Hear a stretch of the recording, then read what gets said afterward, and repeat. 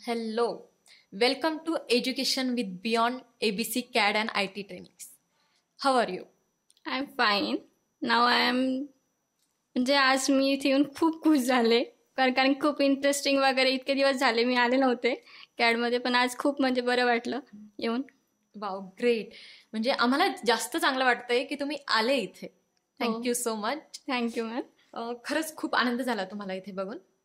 जसं ॲक्च्युली ना हा पॉडकास्ट ना मला जास्त रिलेट करतोय because we both are in civil field, almost same field. जसं तुम्ही सिव्हिल इंजिनियर आणि मी Yes. Interior designer. ओके. तुम्ही एक्सटेरियर बनवा, मी इंटेरियर बनवते. मी डिझाईन करते तुम्ही इंटिरियर बनवा. Okay sure. सो तुम्ही सिव्हिल सॉफ्टवेअर्स केले एबीसी ट्रेनिंगमधून. हो सो किती दिवस झाले तुम्हाला पासआउट होऊन? ॲक्च्युली मॅम मला 1 वर्ष होत आला आता पासआउट. हां. सो आणि जसं माझं इथे आहे जसं मी इथे जॉईनिंग केलं तसंच मला साईड बाय साईडमध्ये त्या सॉफ्टवेअर बेसिसवरती जॉबही भेटला लाईक ॲटोकॅडवरती. स्टार्टिंगला मी ॲटोकॅडवरती जॉब केला होता आणि जॉबमध्ये आम्हाला ॲटोकॅडची फार हेल्प झाली आहे. जे इथे शिकवलं आहे तिथे करायला फार म्हणजे युजफुल झालं आहे आणि टीचिंग स्टाफ पण मस्त शिकवलं होतं तेव्हा वैष्णवी मॅमने. Wow great. हे ऐकून खरंच खूप छान वाटतंय. बाय द वे तुम्ही कुठे जॉब करताय? मी job Yash unity solution LLP government officer आम्हाला PMC म्हणून ओळखतात आमच्या कंपनीला. अच्छा. आणि कुठे ही कंपनी? उल्कानगरीमध्ये मॅम. इथेच आपल्या हो. छत्रपती संभाजीनगरमध्ये. बाय द वे तुमचं कॉलेज कुठून झालंय सिव्हिल इंजिनिअरिंग? माझं कॉलेज MGM मधनं झालंय JNC मधनं. अच्छा.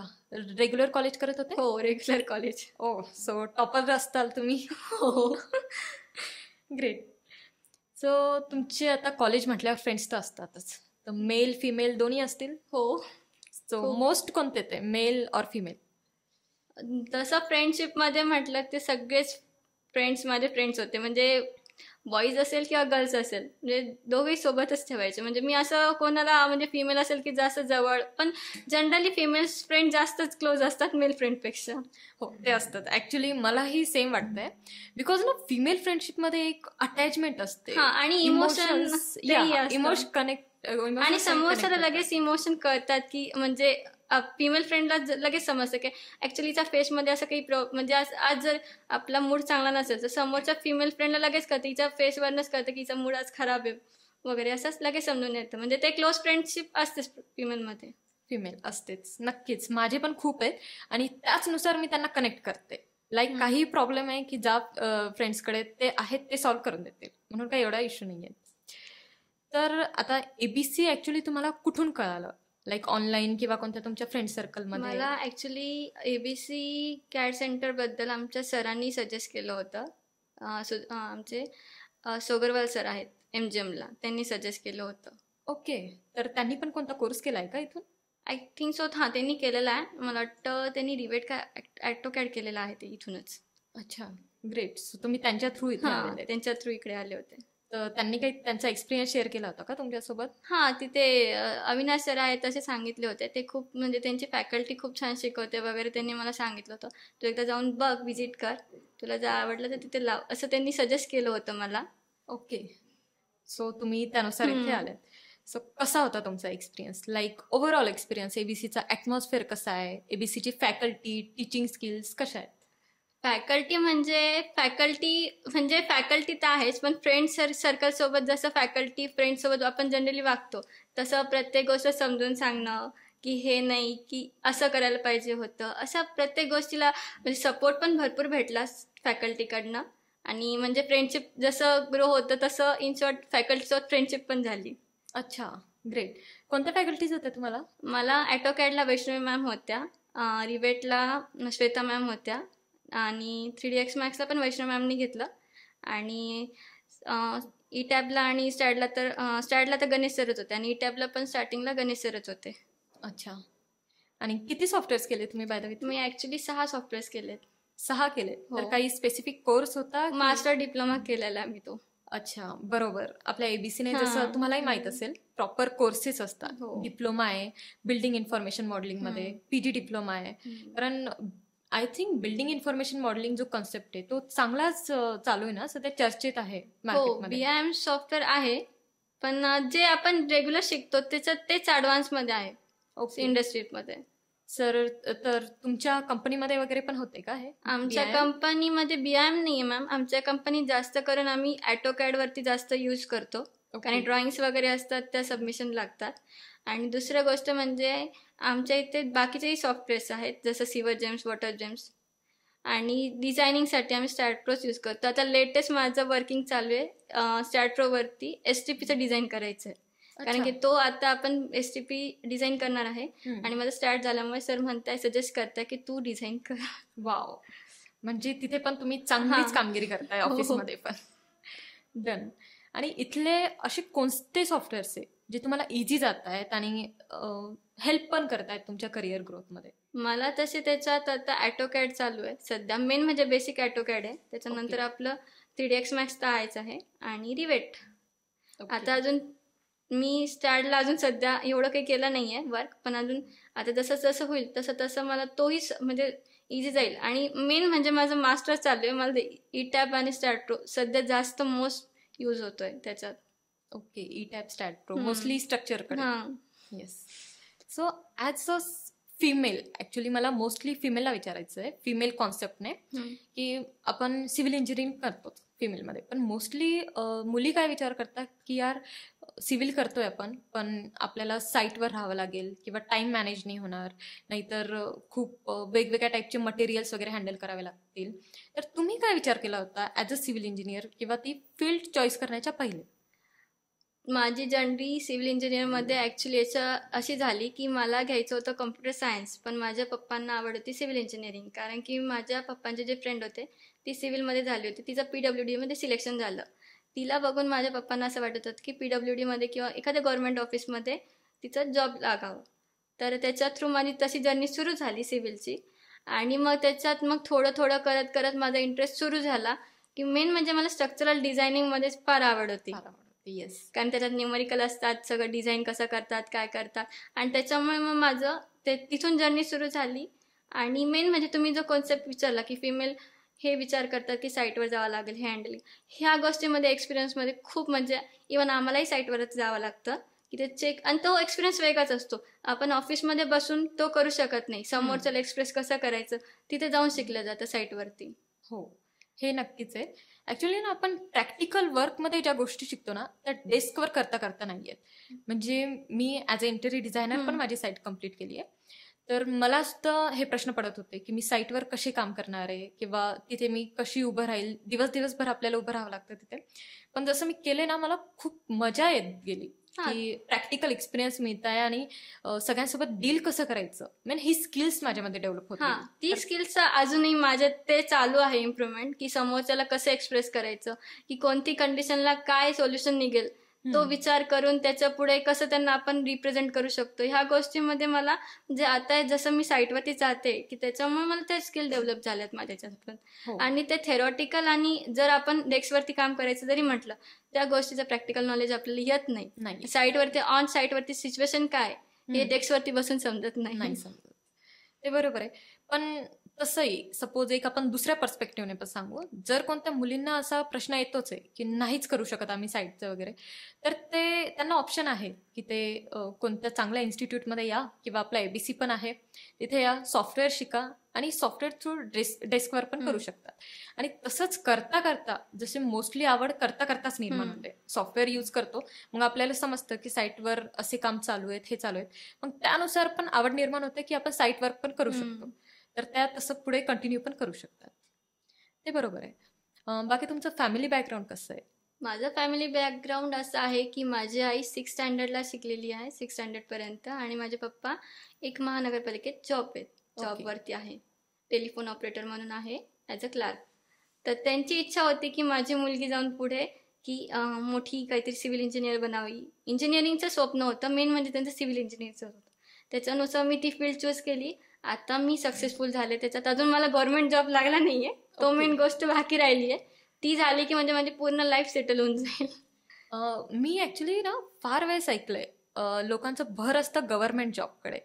मला जरा सांगाल का किंवा आपल्या ऑडियन्सला पण की का नेमकं सगळ्यांना गव्हर्नमेंट जॉब आवडते आणि का त्यांना गव्हर्नमेंट जॉबच करायचं? गव्हर्नमेंट जॉबमध्ये कसं आहे, एक तर तुमचं लाईफ सेक्युअर आहे.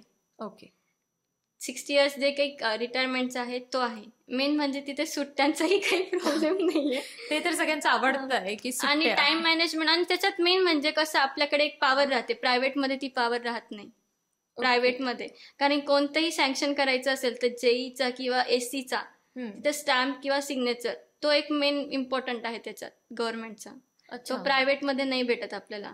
आणि शेवटी काही झालं तर सोसायटीमध्ये लोक काय म्हणतात की गव्हर्नमेंटमध्ये हा एम्प्लॉईज किंवा ही एम्प्लॉय आहे. ओके, हा तो एक म्हणजे वजन पडतो. प्रायव्हेट कसं झालंय, जनरल झालंय, सगळे प्रायव्हेटमध्ये काम करतात, नाही कुठं. तर गव्हर्नमेंटमध्ये असं रेअर होतं की सगळे नाही लागत, रेअरच पोरं लागतात गव्हर्नमेंटला. तो एक इश्यू आहे. कारण मेंटॅलिटी आहे लोकांची. प्रायव्हेटमध्ये जास्त काम करावं लागतं, ओव्हर टाइम करावं लागतं. गव्हर्नमेंटमध्ये टाइममध्ये काम करून मोकळं. आजचं तुम्ही काम उद्या पेंडिंग करू शकता, तेवढं होतं. प्रायव्हेटमध्ये तसं करता येत नाही. हा फरक आहे गव्हर्नमेंट आणि प्रायव्हेटमध्ये. ओके, पण सध्या तुम्ही प्रायव्हेट जॉब मध्ये. हो तसंच. ओके. तुम्हाला भाऊ वगैरे सिबलिंग्स आहेत कोणी? हो आहे ना. आणि माझी एक सिस्टर आहे, ती 12वीत आहे.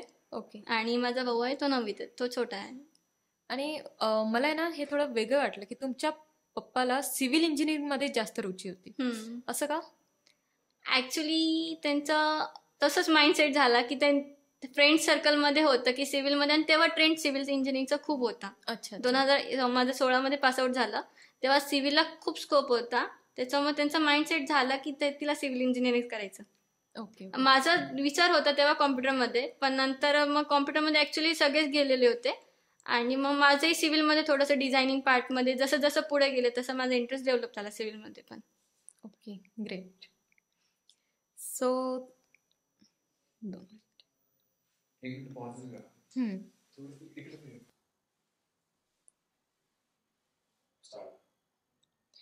तो जसं आता तुम्ही जॉब करताय तर एक तुमचं रोल अँड रिस्पॉन्सिबिलिटी काय त्या जॉबमध्ये? माझा रोल आहे तिथे ॲज अ डिझाईन इंजिनियर आणि डेजिग्नेशन आहे जेई. त्याच्यात आहे आमचं रिस्पॉन्सिबिलिटी आहे की तुमचं जे काही दिलेलं आहे वर्क गव्हर्नमेंटचं, आम्ही जनरली आमची कंपनी गव्हर्नमेंटचेच वर्क घेते. गव्हर्नमेंटचे जे काही आहेत, सपोज माझं त्याच्यात डिपार्टमेंट आहे ड्रेनेज डिपार्टमेंट. ड्रेनेज डिपार्टमेंटमध्ये आम्ही काय करतो, मेन म्हणजे की जे काही सिटीचं नेटवर्क असतं त्याला डिझाईन करून देतो आम्ही. ओके. त्याच्यात आम्ही स्पेशली सिव्हरजेम्स सॉफ्टवेअर यूज करतो. त्या सिव्हरजेम्समध्ये आम्ही प्रत्येक गोष्ट म्हणजे अशी प्रॉपरली डिझाईन करतो.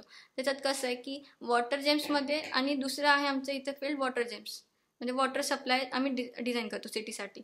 त्याच्यात कसं आहे वॉटरसाठी की आपण ग्रॅव्हिटी वाईज नाही कट करत, लोअर टू हायर असं कट करत जातो मॉडेल जे काही आहे.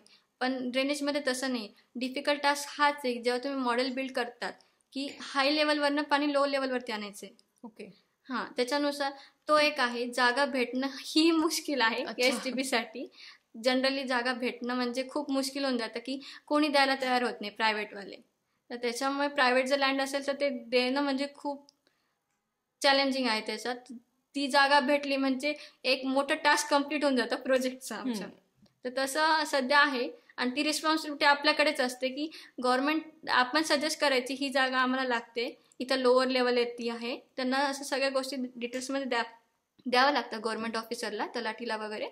आणि मग ते देतात. त्याच्यानंतर त्याची पुढची प्रोसिजर त्यांना करावी लागते. पण पहिल्या जे काही प्रायमरी ज्या असतात त्या सगळ्या गोष्टी आपल्याला करून द्यावं लागतात. आणि ते रिस्पॉन्सिबिलिटी ॲज अ इंजिनियर म्हणून आपल्याकडे असते प्रायव्हेटमध्ये. सो काही अशा चॅलेंजेस आलेल्या आहेत ज्या तुम्हाला फेस कराव्या लागल्या आहेत, काही लाईक खूप हार्ड होत्या आणि त्या तुम्ही कॉन्कर केल्या आहेत प्रॉपर? आता माझ्याकडे सध्या होता प्रोजेक्ट औरंगाबादचा, आपलं ड्रेनेजचा जो प्रोजेक्ट आहे औरंगाबादचा, जिथे नेटवर्कच नाही आहे. म्हणजे जे आता सध्या न्यूली डेव्हलप झालेले आहेत, हर्सुल पाट झाला, पडेगाव झाला, तिकडे असं आहे की पडेगावला मेन म्हणजे क्रॉसिंग आहेत आपली रेल्वेची. हो. तर तिथे प्रॉब्लेम असा झाला, तिथे ड्रेनेज लाईन टाकणं म्हणजे मुश्किल झालं. परमिशन भेटत नाही रेल्वेची. आणि ती काढायची म्हटलं तर म्हणजे त्याचे परमिशन चार्जेस वेगळे द्यावे लागतात. सेम तिथे एक तर हायवे आहे आपला, हो, पडेगावचा, तिथेही परमिशन PWDची काढावी लागते. तीही परमिशन लवकर भेटत नाही. ते म्हणतात आम्ही आत्ताच कन्स्ट्रक्ट केला आहे की मग ते म्हणतात की तुमचा फ्लो जो आहे, तुम्ही जी लाईननी डायव्हर्ट करतायत तो चेंज करा. अच्छा. तोही मग ते पूर्ण जर चेंज करायचं म्हटलं फ्लो, तर पूर्ण आपलं जे मॉडेल असतं किंवा डिझाईन केलेला पार्ट असतो तो पूर्ण चेंज होतो. एका जागेसाठी पूर्ण डिझाईन चेंज करावं लागतं. आणि त्या चॅलेंजेसमध्ये तर खूपच अवघड होतं की पूर्ण चेंज करायचं म्हटलं तर पुन्हा मॉडेल पहिल्यापासून स्टार्ट करावं लागतं प्रत्येक गोष्ट. ओके. तर अशा खूप अशा चॅलेंजेस असतात. आणि साईटवरती त्या एक्झिक्युशनला त्याच्यापेक्षा जास्त त्रास होतो, कारण की लोक म्हणतात आमच्या समोरचं हे तोडू नका. अरे तिथे फेस करणं म्हणजे खूप मुश्किल होऊन जातं. म्हणजे जे काही आपण कन्स्ट्रक्ट केलेलं आहे, सपोज आता तुमच्या रोडचा आम्ही जनरली काय करतो, ड्रेनेज लाईन रोडच्या दोन्ही साईडला देतो. दोन्ही साईडला असल्यामुळे घरं पण असतात, कोणाचे ओटा वगैरे काही असतं, वरंडा वगैरे, ते तुटल्या गेलं तर ते आपल्याला रिकन्स्ट्रक्ट पण करून द्यावं लागतं. तेही एक मोठं चॅलेंज आहे, कारण ते तोडू देत नाही. तर त्याच्यामुळे त्यांना रिकन्स्ट्रक्ट करून तोडून पुन्हा रिकन्स्ट्रक्ट करावं लागतं. रोड्स इव्हन पेवर ब्लॉक पण आपल्याला रिकन्स्ट्रक्ट करून द्यावं लागतात. हे खरंच कठीण आहे. आणि मेन म्हणजे आपलं आता जे आहेत आमदार खासदार लोक, ते म्हणतात आमचं लवकर करून द्या, आमचं लवकर करून द्या. ते असतात तर मग त्यांचं आहेच. पॉलिटिशियन लोक ते ऐकत नाही. त्यांना जे काम वेळेत पाहिजे ते वेळेत पाहिजेच असतं. ते बरोबर आहे गव्हर्नमेंटचं. तर आणि किती जण आहे तुम्ही ऑफिसमध्ये? ऍक्च्युली आम्ही टोटल साईट आणि ऑफिस मिळून 225 मेंबर्स आहेत. वाव, 225 चांगलंच आहे. तर तुमची अशी ग्रुप अचीवमेंट आणि कोणता असा प्रोजेक्ट आहे जो प्रॉपर कम्प्लीट झालाय? आणि ऍक्च्युली मॅम असे खूप सारे प्रोजेक्ट आहे ज्याचे टीएस निघालेत, आता एक्झिक्युशन चालू आहे. लाईक आता सपोज माझा औरंगाबादचा निघालेला आहे. त्याच्यानंतर दुसरा मी जळगावचा प्रोजेक्ट केला आहे ड्रेनेजचा. तोही खूप मोठा होता, पूर्ण सिटीसाठी डिझाईन करायचा होता. त्याचाही टीएस आणि ए दोन निघाले, त्याचंही एक्झिक्युशन चालू आहे. तसं 3 नंबरचा आमचा सिंदखेड राजा आहे. अच्छा. तिथंही ड्रेनेजच्या लाईनचा तोही कम्प्लीट झालाय आमचा. एरंडोलचाही झालाय, पारोळाही झालाय. असे बरेच प्रोजेक्ट आहेत की आमचे सगळे कम्प्लीट झाले. म्हणजे चांगले दूरचे पण प्रोजेक्ट आहेत? हो, आमच्या इथं म्हणजे महाराष्ट्राचे पण आहेत आणि मेन लाईक लेह लद्दाखचाही आमच्याकडे ड्रेनेजचा प्रोजेक्ट आहे मोठा. छान. आणि बाय द वे, जसं तुम्ही आता वर्क करता, तर तुम्हाला काय वाटतं तुमच्या अकॉर्डिंगली कोणती अशी क्वालिटी आहे जी एक सिव्हिल इंजिनिअरमध्ये असायलाच पाहिजे? सिव्हिल इंजिनिअरिंगमध्ये मेन म्हणजे आपल्याला पेशन्स हा फार मोठा प्रॉब्लेम आहे. कारण की आपण काय करतो, आपण करतो सगळं काम, पण जर तिथे ऑन साईट वरती किंवा कुठेही काही असो, काही प्रॉब्लेम आला तर आपण लगेच असं इमोशनल होऊन लगेच रिॲक्ट करतो. तसं नाही करायला पाहिजे. आणि ही गोष्ट मी जास्त करून माझ्या सरांकडनं शिकली, जे आमचे ओनर आहेत. ओके. त्यांचा स्वभाव एवढा शांत आहे, कितीही काही हो, पण ते एवढं पोलाइटली बोलतात की म्हणजे प्रत्येक गोष्टीला रिॲक्ट नाही करत. आता त्यांचं कसं लाईक पॉलिटिशियन लोकांसोबत खूप जास्त कम्युनिकेशन आहे प्रोजेक्टसाठी, पण त्यांचा प्रत्येक गोष्ट अशी पोलाइटली समजून सांगतं की समोरचा व्यक्ती समजून घेऊन हो म्हणतो. Okay, great. ॲक्च्युली मला पण तेच वाटतं, जसं पेशन्स खूप मस्ट आहे. आणि not only our civil field, कोणत्याही फील्डमध्ये पेशन्स आहे, डिसिप्लिन आहे, खूप गरजेचं आहे. आपण सेम त्या वेने जर काम करतोय कोणते, तर नक्की आपण त्यात सक्सेस होतो. फक्त तुम्ही तुमच्याकडे पेशन्स आणि डिसिप्लिन आणि मेहनत, जे आपलं जी गोष्ट आहे ती कंटिन्युअसली कन्सिस्टन्सीच म्हणू शकता तुम्ही. ती जर व्यवस्थित ठेवली तर जे काही गोल आहेत ते आपण करू शकतो. येस, नक्कीच. आणि आता तुम्ही जसा हा जॉब घेतला आणि तुमचं ऐकलं मी, तुम्हाला गव्हर्नमेंट जॉबमध्ये फार रुची, तर कुठे तुम्हाला गव्हर्नमेंट जॉब इथे संभाजीनगरमध्येच आवडेल की कुठे बाहेर जास्त आवडेल? गव्हर्नमेंट जॉबमध्ये मला मेन म्हणजे मला एखादा गव्हर्नमेंट जॉबची पोस्ट निघाली पाहिजे, तर कुठेही असो मी तिथे काम करायला तयार आहे. ॲज अ JEE किंवा SC लागला तर त्याच्यावरती बेसिसवरती मी तिकडे जॉब करायला तयार आहे. मलाही पॅरेंट्सचा काहीच दबाव नाही की तू बाहेर जाऊ नको, पण जनरली काय होतं, मुलींना पॅरेंट्स असं म्हणतात की जिथं आहे आपण तिथे जॉब असलं तर बेस्ट राहतं. कारण की आपला राहण्या खाण्याचा खर्च जो असतो तो एकच पडतो. इथं राहून पण तेवढंच होतं आणि बाहेर गेलं तेवढंच होतं. हो, ते पण बरोबर आहे. आणि मेन म्हणजे सेफ्टी, आपण पॅरेंट्सच्या समोर असतो हे त्यांना सॅटिस्फॅक्शन होतं खूप.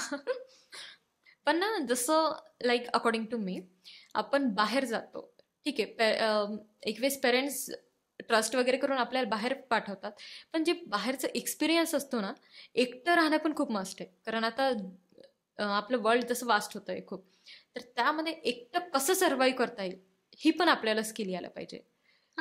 तो एक पॉइंट आहे. जसं आपण बाहेर जाऊ ना, तर तसं आपल्याला बाहेरचं नॉलेजही होतं. ज्या गोष्टी आपण इथे राहून शिकत नाही त्या बाहेर राहून एकट्यामध्ये शिकल्या जातो. हो, आणि इंडिपेंडंट कसं बनतं ते बाहेर गेल्यावरती समजतं. बाहेरची वर्ल्ड काय आहे हे तेव्हा समजतं आपल्याला, जेव्हा आपण एकटं राहतो. येस, ते पण बरोबर आहे. आणि आता फायनल म्हणजे मला तुम्हाला हे विचारायचं आहे की as a okay stop so आता जसं आपल्याला मेंटल स्ट्रेस खूप होत आहे कामामध्ये, आणि मोस्टली आता खूप जणांना होतंय की कोणतं काम करायला खूप बोर होत आहे किंवा हेक्टिक रुटीन आहे, मेंटल स्ट्रेस येतोय, अँगर इश्यू होतोय. तर तुमचा असा कोणता एक्सपिरियन्स आहे का की ज्यामध्ये तुम्हाला खूप मेंटल स्ट्रेस, अँगर आणि थोडी चिडचिड टाईपमध्ये झालंय काही? ॲक्च्युली असा एक प्रोजेक्ट होता माझा, मेन म्हणजे छत्रपती संभाजीनगरचाच होता. तो फार हेक्टिक होता, कारण की आम्हाला सांगितलं होतं, टाईम लिमिट दिली होती की तुम्हाला 2 हफ्त्यामध्ये पूर्ण प्रोजेक्ट कंप्लीट करायचं आहे. अच्छा. आणि ते नेटवर्क काही कमी नव्हतं. मला वाटतं 2200 किलोमीटरचं नेटवर्क होतं, म्हणजे 2200 किलोमीटरचं टोटल नेटवर्क होतं. आणि ते 2 हफ्त्यात करणं म्हणजे फार इम्पॉसिबल थिंग होती माझ्यासाठी ती. आणि ते करता करता एवढं हेक्टिक झालं, दिवस रात्र मेहनत करावी लागली. मेन म्हणजे सरांचा कॉल यायचा की किती झालं, आणि ते ॲक्च्युली करता करता समजायचंही नाही की टाइम कसा गेला ऑफिसचा. अच्छा. आणि सरांचे संध्याकाळी 6 वाजता फोन की बाळा किती झालं, कोणता पार्ट किती झाला. आणि तो पार्ट बघायला गेलं तर फक्त व्हायचं नेटवर्क माझं दिवसभरातनं अर्धा किंवा 1 किलोमीटर नेटवर्क पूर्ण मॉडेलिंग करायचं म्हटलं फार डिफिकल्ट टास्क होता तो. आणि तो 2 हफ्त्यात मी कसा केला हा मला माझाच माहिती आहे. म्हणजे तेव्हा माझी एवढी चिडचिड झाली ना, जेवण ना काही ना काहीच, फक्त ते मॉडेल आणि मॉडेल. हो. बस त्याच्यावरती काही सुचत नव्हतं. इवन तेव्हा ते 2 हफ्त्यामध्ये तसं तर वेळ लागला, 3 हफ्ते झालेच ते नाही कर म्हणता म्हणता. पण जनरली तेव्हा माझी अशी कंडिशन झाली होती, माझी हेल्थ पण खराब झाली होती तेव्हा जेव्हा औरंगाबादचं मॉडेल चालू होतं तेव्हा. आता पुन्हा त्याचंच मॉडेल येणार आहे. आता त्याचंही काही एक्झिक्युशनमध्ये काही चेंजेस झाले असतील किंवा काही लाईन टाकायचे असतील, आता ते पुन्हा रिवाईज करणं म्हणजे फार हेक्टिक जाणार आहे. हो, ते बरोबर आहे. आणि काही टाइम पिरियड वगैरे असायचा का, म्हणजे ओव्हर टाइम पण काम करत होते तुम्ही? ॲक्च्युली तो प्रोजेक्ट एवढा इम्पॉर्टंट होता, कारण की सगळे पॉलिटिक्स लोक वगैरे ते म्हणत होते की आम्हाला म्हणते. ॲक्च्युली त्यांनी पहिलेच मंजूर करून आणली होती कॉस्ट मंत्रालयातनं. तर त्याच्यामुळे त्यांनी एवढी घाई केली की आमचं म्हणजे, आणि त्याच्यानंतर इलेक्शन सुद्धा होते, त्यांचे कार्यकाळ पण संपणार होता आणि त्याच्यानंतर इलेक्शनही होते. त्याच्यामुळे त्यांनी एवढी घाई केली की प्रत्येक प्रोजेक्ट एवढा टाईम लिमिटमध्ये झाला पाहिजे. पण ते ऑफिस आवरमध्ये तेवढा टाईम लिमिट नव्हता. रात्री 12-12, 1-1 वाजेपर्यंत तो, घरी आल्यावरती सुद्धा 12-12, 1-1 वाजेपर्यंत मी त्याच्यावरती काम केलेले.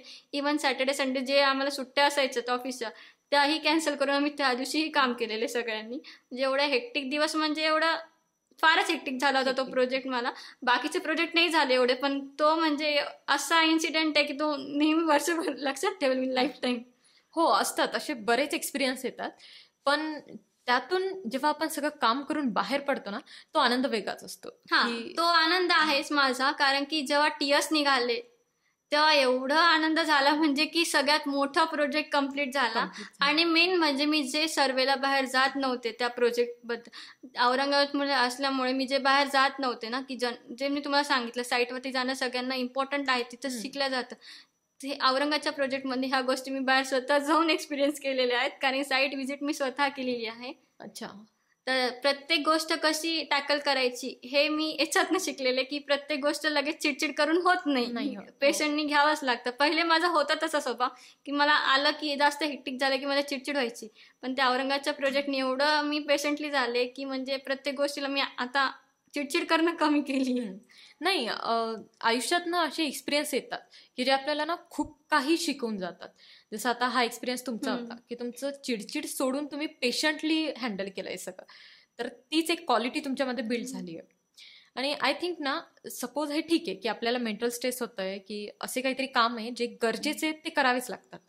पण जेव्हा आपण इंटरेस्टिंग काम करतो काहीतरी जे आपल्या आवडीचं आहे, त्यावेळेस कुठे टाइम जातो नाही समजत, आणि ना मेंटल स्ट्रेस काहीच होत नाही. बरोबर आपण त्या रुटीनने आपले काम चालू असतात. असे तुमचे काय काम होते, लाईक तुम्हाला अजिबात फील नाही झालंय की आपल्याला स्ट्रेस होतोय किंवा मी खूप ओव्हर टाईम वर्क करते? ॲक्च्युली माझा असा इंटरेस्टिंग म्हणजे कॉलेज लाईफ होती. कॉलेज लाईफ आणि आपली स्कूल लाईफ. स्कूल लाईफमध्ये आम्ही जनरली आमच्या इथे शाळेत प्रोग्राम असायचा, गॅदरिंग असायची किंवा शारदा उत्सव असायचा, जे नवरात्रीमध्ये येतो. नवरात्रीमध्ये आम्ही तेव्हा शाळेतला असा इन्सिडेंट होता की आम्हाला पूर्ण वर्षभर शाळेचा युनिफॉर्म असायचा, पण जेव्हा शारदा उत्सव असायचा किंवा गॅदरिंग असायची त्याच्यात कलर ड्रेस असायचा, फार धमाल मस्ती करायचो आम्ही सगळे फ्रेंड्स मिळून, डान्स वगैरे सगळंच असायचं. म्हणजे तेव्हा एवढं शाळेत एवढं काही हे नव्हतं की प्रेशर नव्हतं की अभ्यास करा रे, हे करा रे. हा तेव्हा तो पार्ट फार इंटरेस्टिंग होता माझ्या लाईफमध्ये. नंतर मी डिप्लोमाला आले. डिप्लोमामध्ये पण मी प्रत्येक गोष्टीत पार्टिसिपेट नव्हती करायचे. माझे एक सर होते, त्यांनी मला प्रत्येक गोष्टीत पार्टिसिपेट का का करावं लागतं हेही समजून सांगितलं. आणि प्रत्येक गोष्टीत मला म्हणजे प्रत्येक गोष्टीमध्ये फेस्टमध्ये पार्टिसिपेट करायला सांगितलं. तेव्हापासून जे पार्टिसिपेशन सुरू केलं मी कॉलेजमध्ये, त्याच्यानंतर मग ते इंटरेस्टिंग वाटायला लागलं. पण पहिले थोडंसं झालं होतं हेक्टिक, पण नंतर इंटरेस्टिंग वाटायला लागलं, ते रुळले हा. मग त्याच्यात सगळ्या गोष्टीत. आता लाईक सेसामध्ये मी मेंबर होते. अच्छा सरांनीच केलं होतं, डेकोरेशन हेड होते. त्या सगळ्या जिम्मेदारी कशा सांभाळायच्या कशा नाही ह्या तिथून शिकल्या मी. ओके म्हणजे ती मग ते माझ्याकडे रिस्पॉन्सिबिलिटी आली. मग त्याच्यात एन्जॉय करायला लागले प्रत्येक फेस्टमध्ये, की डेकोरेशन हेड आले, कल्चरल हेड आले, असं म्हणजे प्रत्येक गोष्ट शिकण्यात आली. आणि थर्ड इयरला मी पार्टिसिपेटही केलं होतं डान्समध्ये.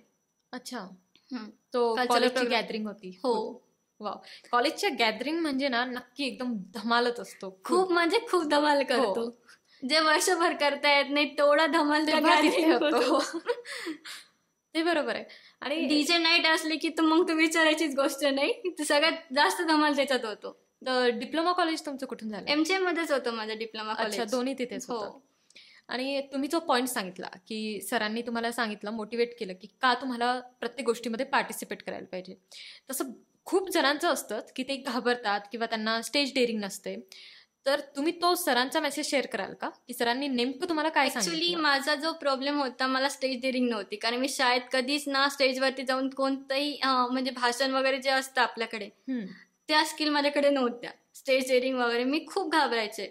आणि त्याच्यानंतर मग सरांनी जसं पार्टिसिपेशन करायला सांगितलं, मग त्याच्यानुसार माझ्या स्टेज डेअरिंग वाढायला लागली.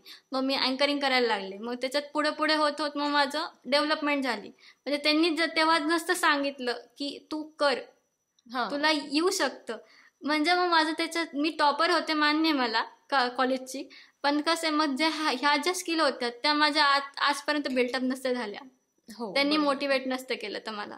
तर त्याच्यामुळे आणि त्या प्रत्येक गोष्टीत आम्हाला सरना प्रत्येक गोष्टीत मोटिवेट करायचे. असं की नाही की सपोज एखादा मुलगा अभ्यासात आहे किंवा मग त्याला कमी येतंय, सर त्याला मोटिवेट, तू का नाही करू शकत, तू करू शकतो. ॲव्हरेज स्टुडंट असला त्यालाही मोटिवेट करून त्याला ज्या गोष्टीत तो कमी आहे त्याला त्या गोष्टीत ते पुढे आणण्याचा प्रयत्न करत होते. जसं माझ्या ह्याच्यात स्टेज डेअरिंगचा प्रॉब्लेम होता, अँकरिंग मला समोरच्याला कसं एक्सप्रेस करायचं तेही जमत नव्हतं. तेही त्यांनी मला खूप डेव्हलप करून पुढे शिकवलं. नाही खरंच असंच काम असतं एक टीचरचं, की स्टुडंटला कसं मोटिवेट करायचं ते त्यांच्याकडे असतं. बिकॉज आपण जेवढं पेरेंट्सकडे नसतो ना तेवढं आपण कॉलेजमध्ये किंवा स्कूलमध्ये असतो, दिवसभर तिथे जातो ना, तर आपले क्लासेस वगैरे असतात. आणि तो पिरियड असा असतो ना की आपल्याला सर आणि आपले फ्रेंड्स जरा जास्त जवळचे वाटतात. म्हणून ते जे बोलतायत ते आपल्याला ओके वाटतं. हो, ते मग तर आहेच. हो, मग त्याच वेळेस जर कोणत्या सरांनी किंवा कोणत्या फ्रेंडने, जो आपला ट्रू फ्रेंड आहे वगैरे, त्यांनी थोडं पुश केलं ना आपल्याला, लाईफ टाईमचा एक्सपिरियन्स देऊन जातो तो एक.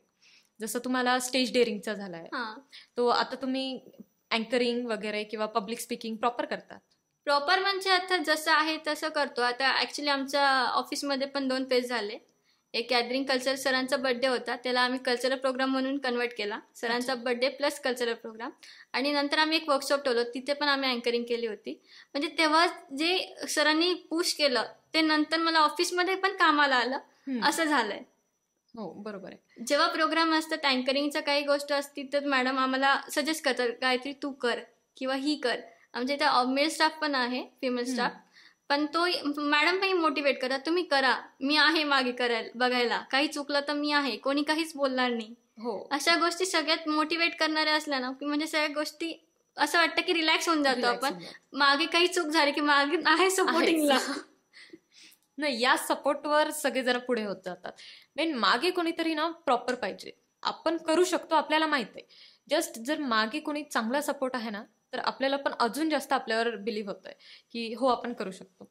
आणि सेल्फ बिलीफ ना खरंच आय थिंक खूप इम्पॉर्टंट आहे. कोणतीही गोष्ट असो आपण सेल्फ बिलीफने करू शकतो. ते तर आहेच. हो. आणि कारण की मुली काही काही गोष्टी असं करतात की स्वतःवरती विश्वास ठेवून नाही करत. जसं माझं होतं की स्टार्टिंगला मला माझ्यावरती भरोसा नव्हता, पण सरांनी पुश केल्यानंतर मी माझा स्वतःचा कॉन्फिडन्स जागा झाला की हा आपण करू शकतो. हो. तसंच आहे. म्हणजे मला ना रीडिंगची खूप सवय आहे. मला खूप आवडते रीडिंग वगैरे. आणि अशा मोटिवेशनल बुक्स किंवा बायोग्राफी वगैरे या खूप आवडते मला वाचायला. तर मोस्टली सगळ्यांचे असेच आले त्यामध्ये की बिलीव्ह ऑन युअरसेल्फ. जर स्वतःवर विश्वास आहे ना, तुम्ही कोणतीही गोष्ट करू शकतात, कोणतीही.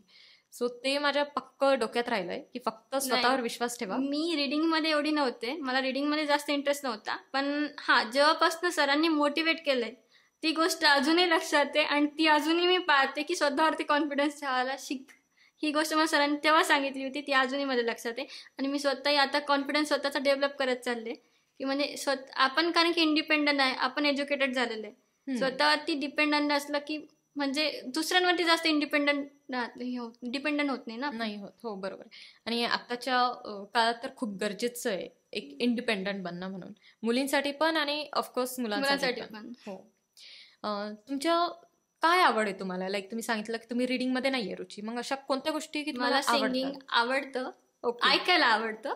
त्याच्यानंतर डान्सिंग तर आहेच, कारण की मी कल्चरल प्रोग्राम मध्ये तेव्हापासूनच जर केले. आतापर्यंत कल्चरल प्रोग्राम आमचा होता ऑफिसचा, तेव्हाही पण डान्स पार्टिसिपेट केलं.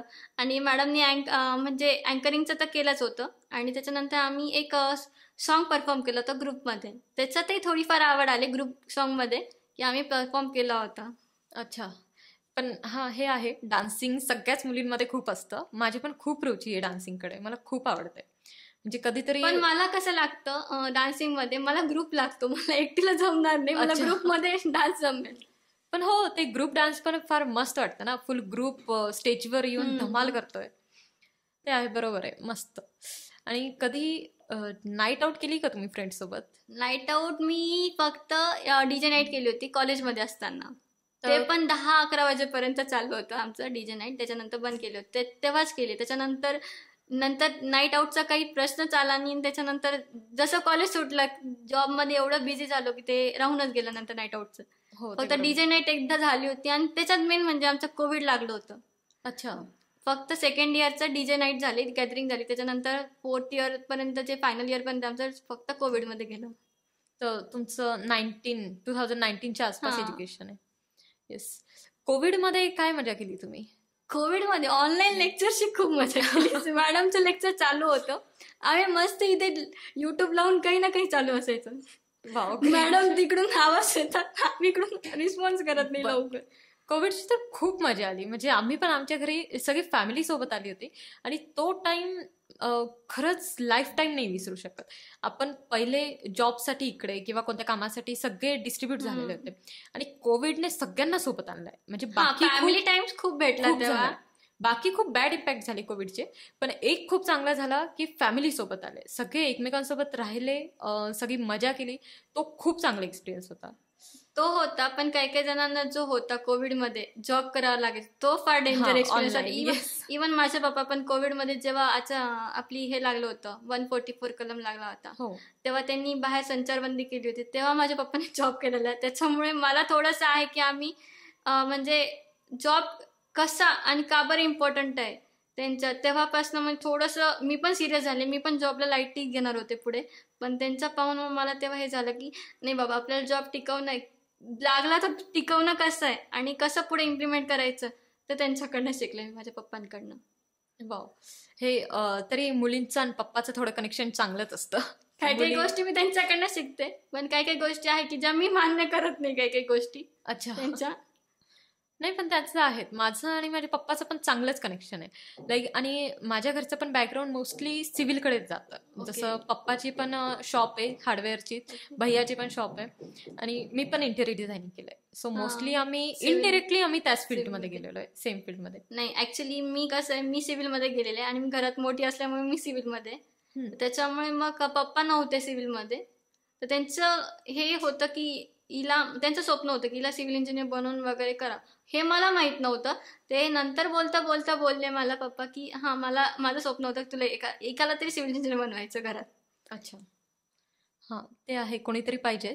आणि आता सिव्हिल फील्डला आय थिंक सो की चांगलीच स्कोप पण येणार आहे, ऑपॉर्च्युनिटी येणार आहे. प्रत्येक फील्डमध्ये असतं, एका पॉईंटवरती ते हाय लेवलवरती जातं, त्याच्यानंतर पुन्हा रिसेशन येतं, पुन्हा ते बेसपासून पुन्हा हाय लेवलवरती जातं. हो, प्रत्येक फील्डचं असं आहे, तुम्ही IT घ्या का सिव्हिल घ्या, मेकॅनिकल घ्या, कोणती सगळ्यात. फील्ड घ्या, सगळ्यांना तसाच प्रॉब्लेम आहे. ते बरोबर आहे. बाय द वे तुम्ही AI चं वगैरे ऐकलेलं आहे का? Artificial intelligence. Artificial intelligence. हो. काय विचार आहे तुमचे त्याबद्दल? एक आता शॉर्ट सध्या मध्ये. आमचा चालू आहे विचार AI मध्ये थोडंसं अपडेट व्हायचं, पण अजून आमचा ऑफिसचा विषय चालू आहे की AI मध्ये थोडंफार काही करता येईल का, त्याचा आमचा अजून प्रोग्रेस चालू आहे, अजून पूर्ण नाही केलंय. ते बघू आता काय होतं, त्याच्यावर डिपेंड. ओके. कारण सॉफ्टवेअरला अपडेट करायचं म्हटलं AI वरती तर मग थोडा वेळ लागेल त्याला, त्याच्यामुळे मग ते बघू आता चालू आहे. सर म्हटलेत की AI मध्ये करायचंय. इव्हन आता आमचे बाकीचे सॉफ्टवेअर तर थोडेफार झालेत AI वरती. अच्छा. बाय द वे आपल्या ABCने पण AI चा कोर्स घेतलेला आहे. ओके. की AI चे प्रॉपर सॉफ्टवेअर्स आणि ट्रेनिंग्स ते प्रोव्हाइड करतात. ओके. सो तुम्ही कॉन्टॅक्ट करू शकता तिथे पण. हो, माझ्या बहिणीला करायचंय आता, पुढे तिचं इंजिनिअरिंग येणार आहे तर तिचं चालू आहे AI मध्ये, बघेल मी, तिला लावायचंच आहे. ओके. तर मी ABC मध्येच लावायचा असा विषय चालू आहे माझा. अच्छा.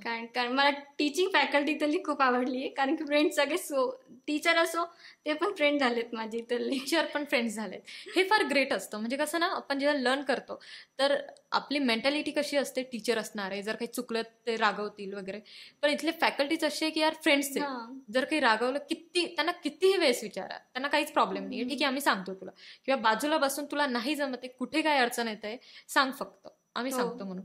ते आहे, म्हणून तर मला फॅकल्टी हां. आवडली नाही त्याली. आणि असं जनरली माझं असं झालं की जेवढे काही फॅकल्टी होते ते ॲज अ फ्रेंडच म्हणून माझे जवळचेच आहे. ते कोमल मॅम असो का श्वेता मॅम असो का वैष्णवी मॅम असो, गणेश सर असो. आता रश्मी मॅम सुद्धा माझ्या फ्रेंड सारख्याच झालेल्या आहेत की काही विचारलं तर मी सांगते थोड्या वेळाने, लगेच मला थोड्या वेळाने लगेच रिप्लाय येतो की हे नाही, असं असं करायचंय, असं असं कर, इथे चुकलंय तुझं, इथे इथे कर. नाही बरोबर, म्हणूनच त्या कोमल मॅम तर स्टारच सपोर्टिंग तर आहे. हो, खूप सपोर्टिंग पण आहे आणि बरोबर टाइमावर हेल्प पण करतात. त्यांचे वर्क पण प्रॉपर ऑर्गनाईज करतात. टाइम लिमिट पाळतात. हो, ते पण आहे. शेवटचा क्वेश्चन मला तुम्हाला हा विचारायचा आहे की जेव्हा आता तुम्ही एक्सपिरियन्स केलाय ABC ट्रेनिंग्सला, तर जसं तुम्ही सांगितलं तुम्ही तुमच्या सिस्टरला पण ABC ट्रेनिंग्समध्ये घेऊन याल, तर अजून बाकी पण आहेत ॲस्पिरंट्स, तर तुम्ही त्यांना काय सांगाल ABC बद्दल? ABC बद्दल तेच मी जे तुम्हाला म्हटलं, फॅकल्टी ॲज अ फ्रेंड पण आहे, फॅकल्टी सुद्धा आहे ॲज अ टीचर. जिथे त्यांना वाटतं टीचर सोबत जसं वागायला पाहिजे स्टुडंटला, तेव्हा ते तसं वागतात. नाही तर फ्रेंडली आहेच, सपोर्टिव्ह आहे. मला असं वाटतं ABC आणि मेन म्हणजे जेव्हा आपल्याला गरज पडते फोन करून की सर मला इथे ते प्रॉब्लेम येतोय, लगेच रिस्पॉन्ड होतो. म्हणजे असं नाही की तुमच्या टायमिंग मध्येच, तुम्ही दिवसभरातून कधीही फोन करा तरी ते आन्सर करताय. ते आहे. आणि त्याच्यामुळे मी सजेस्ट करेल की ABC मध्ये लावलं की म्हणजे थोडंफार जे आपलं नॉलेज आहे तेही वाढेल. Okay, thank you so much.